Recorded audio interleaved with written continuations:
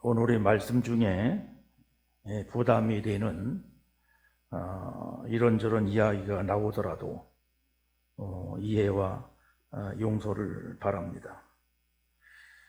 우리 교회는 기억하기도 부담스러운 아픈 역사를 가지고 있습니다. 바로 1994년 교회 분열의 아픔입니다. 이 아픔을 경험하신 분들은 생각하기도 싫겠지만 잠시나마 그 아픔을 회상해 보십시오. 당시 아픔을 직접 경험한 교인들은 이렇게 증언을 했습니다. 전체 교인들 중 3분의 1은 분열 과정을 지켜보면서 감당하기 어려운 마음이기 때문에 타 교회로 갔고, 3분의 1은 분열되어 나간 교회를 따라갔고, 3분의 1은 우리 교회에 남아서 교회를 지키게 되었는데, 마치 주인 없는 집처럼 쓸쓸하고 허전하여 상처받은 마음으로 감당하기가 어려운 그런 분위기였고 위기다라는 마음이 들기도 했다고 토로했습니다. 저는 우리 교회가 역사적으로 가장 어려운 가운데 있을 때 1995년 7월 5일 7대 당회장 담임 목사로 부임해서 첫째로 성령의 기름 부으심이 있는 살아있는 예배 공동체 실현, 두 번째로는 예수의 가슴으로 열방을 품는 성기어 공동체 실현, 세 번째로는 예수의 인격을 담고 사역을 개성하는 제자 공동체 실현, 네 번째로는 예수의 사랑으로 지역사회를 내 몸처럼 사랑하고 돌보는 긍휼 공동체 실현이라는 이런 목회 비전을 가지고 목회를 시작을 했습니다. 목회자 개인으로는 변함이 없이 목양에만 힘쓴다는 뜻에서 천년을 하루처럼이라는 표어를 가졌고, 교회적으로는 꿈이 있고 꿈을 이루고 꿈을 나누는 교회라고 하는 종합적인 표어와 주제가를 가지고 약 20년 2개월, 즉 2015년 9월 1일까지 목양을 하고, 정년 4년을 앞두고 더 젊고 힘 있는 교회로 부흥하고 굳건하게 세워지기를 바라면서 조기 은퇴를 했습니다. 저는 우리 교회를 목회하면서 의식주 문제로 힘든 일은 없습니다. 의식주 문제로 걱정하고 염려한 적은 한 번도 없습니다. 다만 상처를 치유하고 다시 부흥의 길로 나가기 위해서 부족하지만 밤잠을 설치면서 기도했고, 교회를 회복하기 위해서 젊음을 다 바치기로 결심을 하고 목회를 했습니다.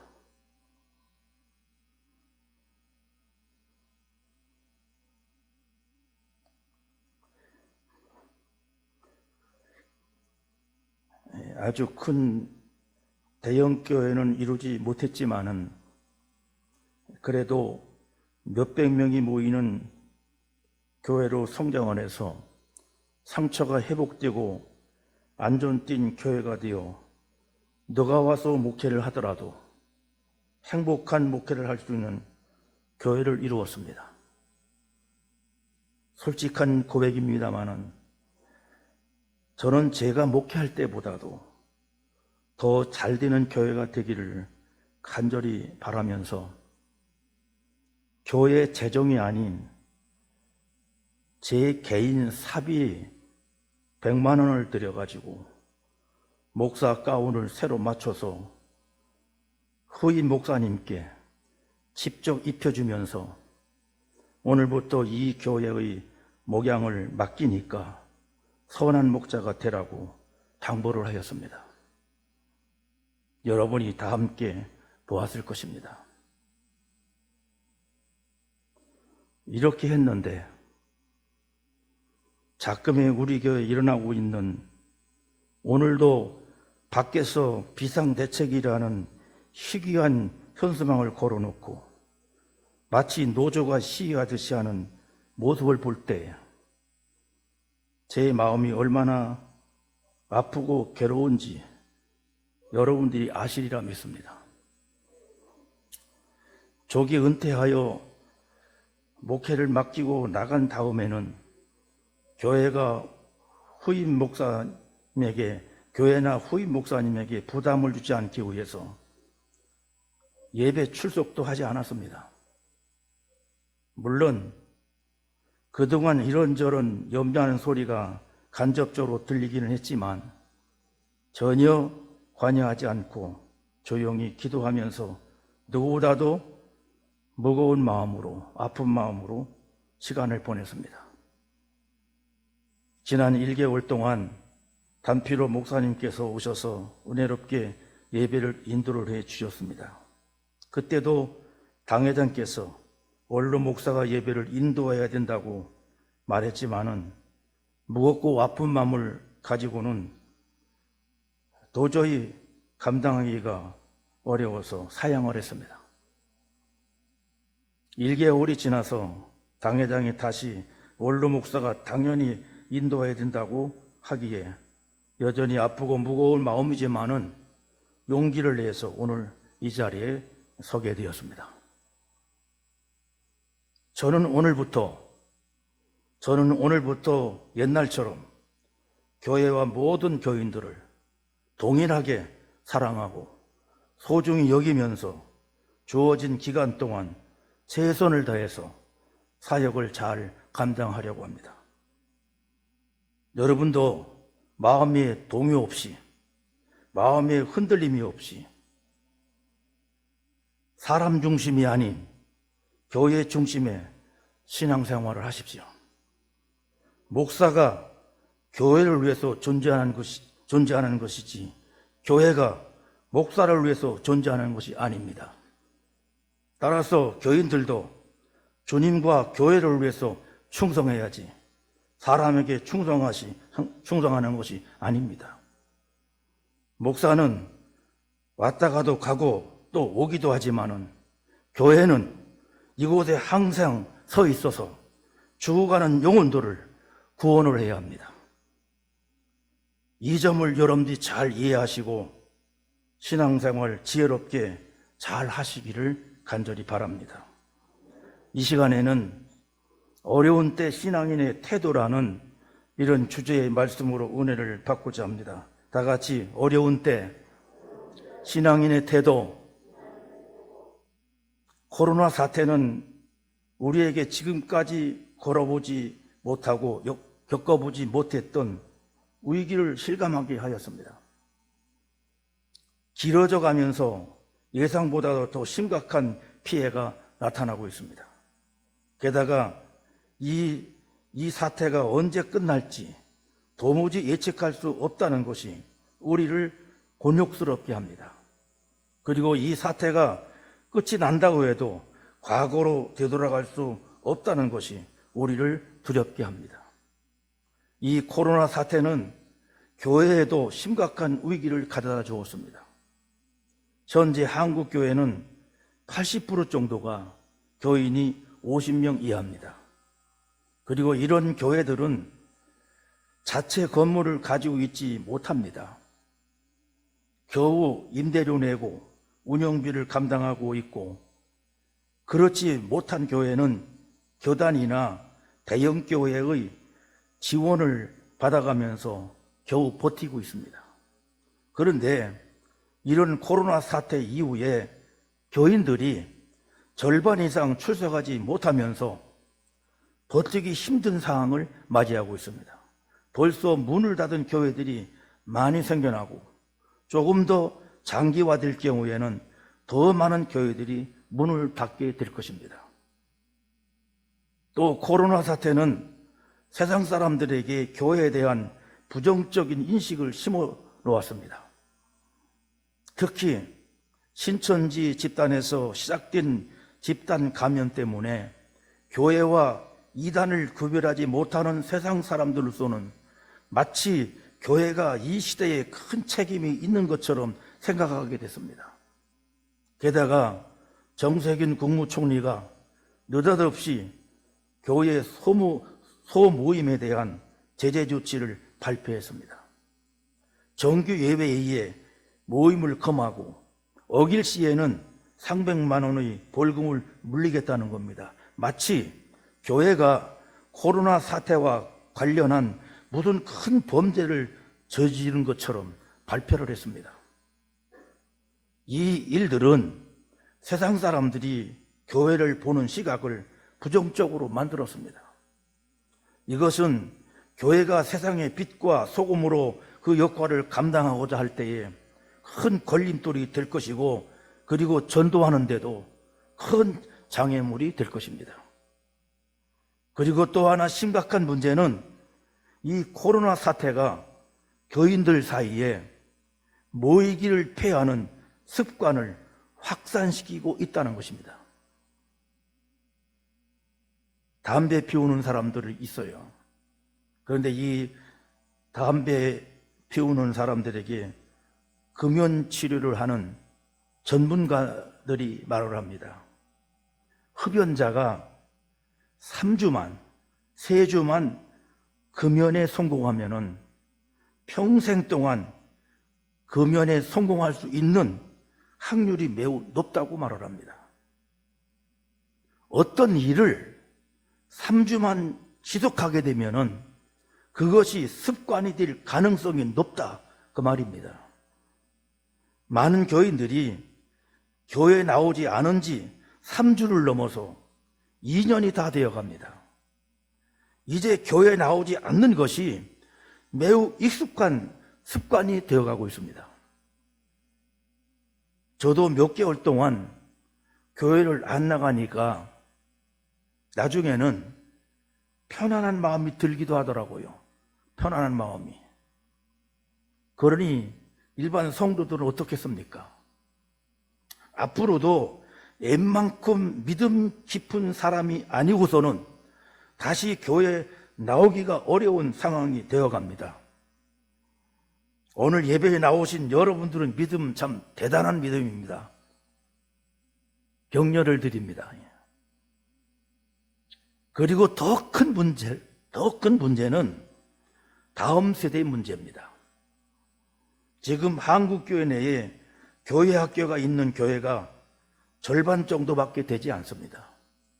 그런데 이 코로나 사태 이후에 교회 학교 예배를 유지하고 있는 교회는 그 중에서도 3분의 1 정도입니다. 그리고 그 교회들에서 교회 학교 예배를 출석하고 있는 학생들은 절반이 안 됩니다. 그러니까 전체 교회의 약 15% 정도 교회만 교회 학교 예배를 유지하고 있고, 그것도 절반 정도인 출석을 하고 있는 그런 상황인 것입니다. 다시 말해서 코로나 사태 이후 다음 세대 신앙 양육이 제대로 이루어지지 않고 있는 겁니다. 이것은 한국교회의 미래를 무척이나 걱정스럽게 만들고 있는 것입니다. 이런 상황을 종합적으로 고려해 볼 때 이 코로나 사태가 앞으로 기한을 알 수 없는 지경으로 이어진다고 그러면 교회는 그야말로 회복 불가능한 큰 타격을 받게 될 것입니다. 그래서 지금 우리는 과거에 없었고 또 상상하지도 못했던 큰 어려움을 만난 것입니다. 이런 어려움 속에서 교회는 어떻게 해야만 하는가요? 우리 성도들은 이런 어려움을 이겨내기 위해서 어떻게 해야 할까요? 우리 교회는 어떻게 이 어려움을 극복하고 다시 회복할 수 있을까요? 오늘 본문의 주인공 히스기야도 절체절명의 위기를 맞이하게 되었습니다. 이 위기 속에서 히스기야 왕이 어떻게 했는지 이 부분을 우리가 살펴보고 우리 모두가 큰 교훈을 받기를 간절히 바랍니다. 첫째는 바라보았습니다. 본문 1절에 보면 이렇게 기록되어 있습니다. 히스기야 왕이 듣고 그 옷을 찢고 굵은 배를 두르고 여호와의 전에 들어가서, 그리고 14절에 보면 또 이렇게 기록되어 있습니다. 히스기야가 사자의 손에서 편지를 받아보고 여호와의 성전에 올라가서, 히스기야 왕이 아수르 왕이 보낸 협박 편지를 받고서는 바로 그 편지를 들고 성전으로 가서 하나님 앞에 펴 놓았다는 것입니다. 이 두 번의 행동에는 분명한 공통점이 있습니다. 위기를 느끼자마자 성전으로 달려갔다는 것입니다. 히스기야는 왜 성전으로 달려갔습니까? 하나님을 바라보기 위해서입니다. 히스기야는 위기사항을 바라보지 않았고 어디 도움을 청할 수 있는 사람이 없는가, 내 주변에 사람이 없는가 돌아보지도 않았습니다. 하나님 앞으로 달려나가 하나님을 바라보았습니다.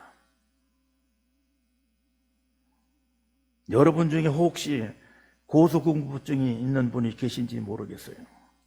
고소공포증이 있는 사람이 설악산, 울산바위 같이 계단으로 되어 있는 곳은 올라가기보다는 내려오기가 더 어렵습니다. 올라갈 때는 별 문제가 없습니다. 그런데 내려올 때 산 아래 광경이 아찔하게 보이면서 내려오지를 못하는 겁니다. 어떤 사람은 내려오지 못하고 그냥 중간에 서서 우는 사람이 있습니다. 그때에 난간을 붙들고 뒷걸음으로 저 하늘의 구름을 바라보고 산 정상에 나부끼는 깃발도 바라보면서 내려오면은 무사히 잘 내려옵니다. 그렇습니다. 우리가 인생의 어려움을 맞을 때, 교회가 어려움을 맞이할 때 하나님을 바라봐야 합니다. 우리를 두렵게 하는 위기사항 그 자체를 보면 안 됩니다. 그러면 도리어 두려움에 사로잡히게 되고 위기에 빠지게 됩니다. 사랑하는 성도 여러분, 힘들고 어려울 때, 그리고 교회가 어려울 때 성전에 나와서 하나님을 바라보십시오. 바라본다 라고 하는 것은 집중한다, 그런 뜻입니다. 집중해서 하나님을 바라보십시오. 거기에 바로 어려움을 이겨내는 길이 있는 것입니다. 믿습니까? 두 번째로는 고백을 했습니다. 본문 3절 중간에 보면 이렇게 기록되어 있습니다. 히스기야의 말씀이 오늘은 환난과 질병과 모욕의 날이라 아이를 낳을 때가 되었으나 해산할 힘이 없도다. 히스기야 왕이 사람들을 이사야 선지자에게 보내서 기도 부탁을 하면서 자신의 심경을 전하는 말입니다. 지금 자신의 상태가 해산을 앞두고 있지만 해산할 힘이 없는 임산부와 같다는 겁니다.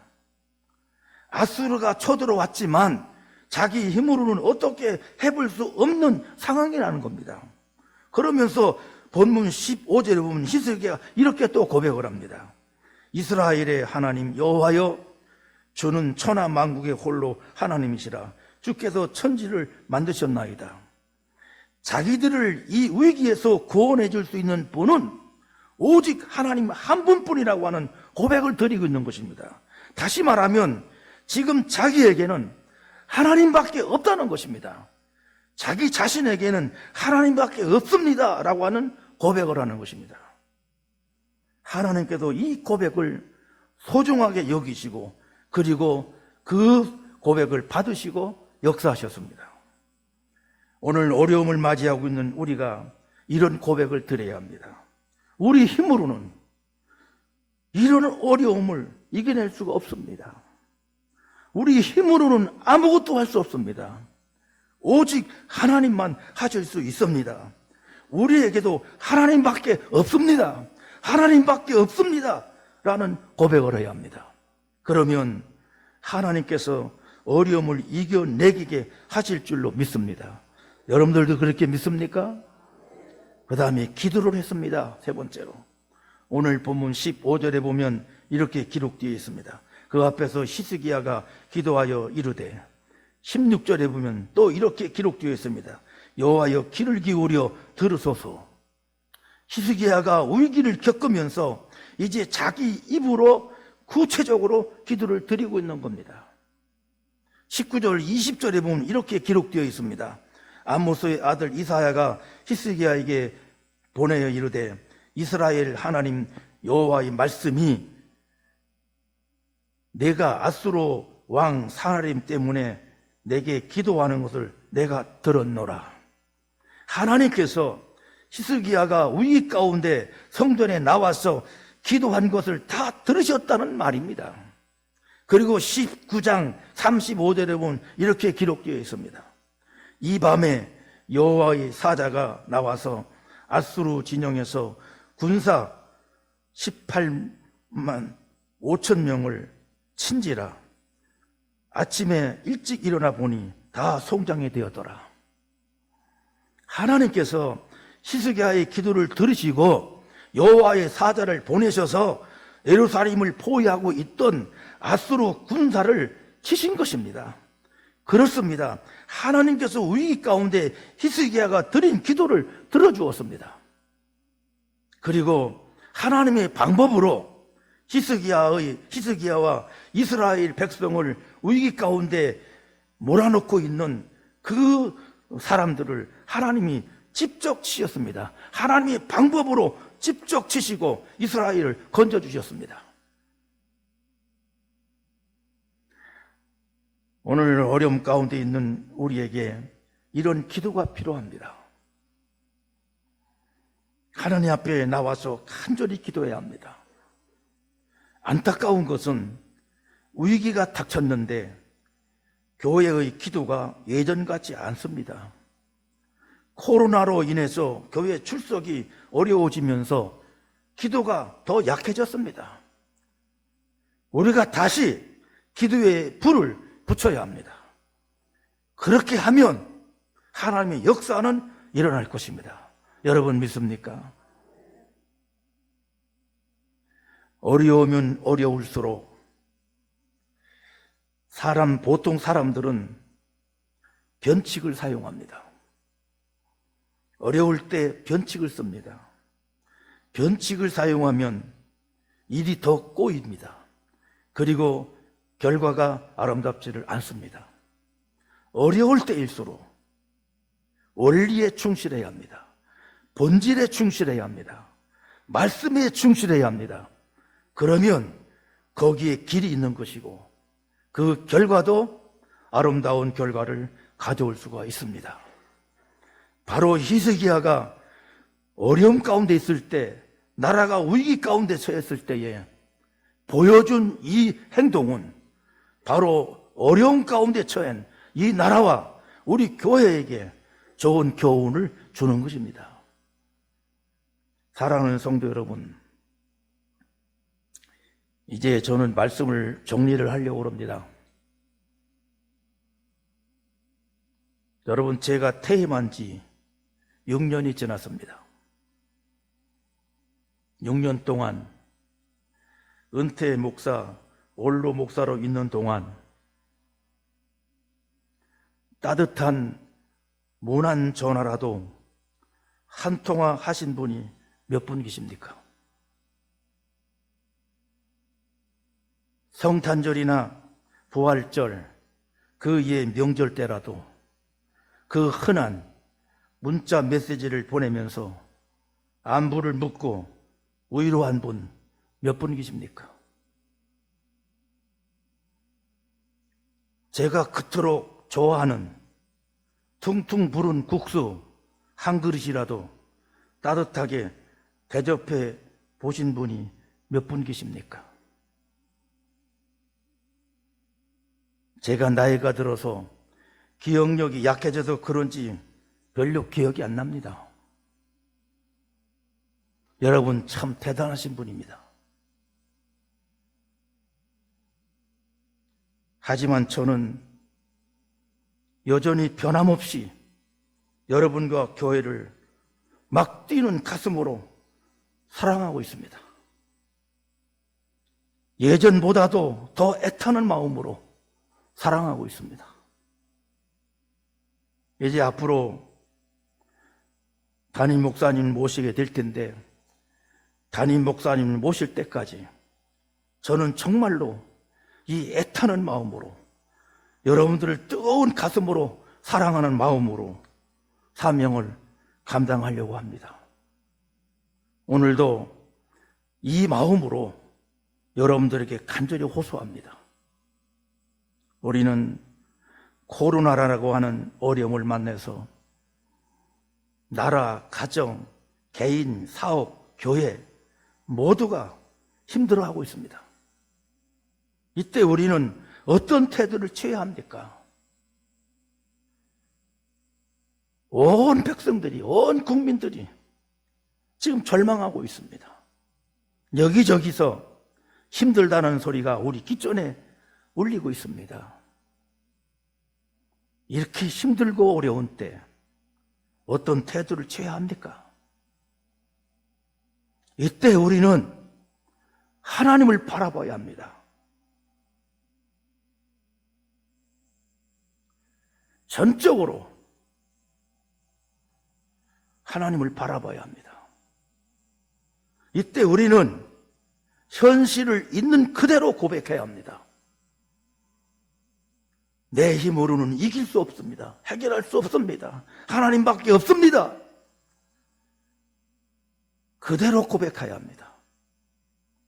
이때 우리는 구체적으로 기도해야 합니다. 하나님 보십시오. 이 편지를 보십시오. 구체적으로 하나님께 기도해야 합니다. 그렇게 하시는 여러분이 되기를 간절히 기원합니다. 그렇게 하기만 하면 어려움을 이겨내고 새롭게 회복하는 역사가 일어날 것이고, 하나님이 그렇게 역사해 주실 것을 확실히 믿습니다. 여러분 믿습니까? 히스기야가 우리에게 어려운 때 어떤 태도를 취해야 되는지 보여주었는데, 이 태도를 여러분들 신앙생활에, 교회 생활에 직접 적용해서 하나님의 큰 역사를 체험하시기를 주님의 이름으로 간절히 기원합니다.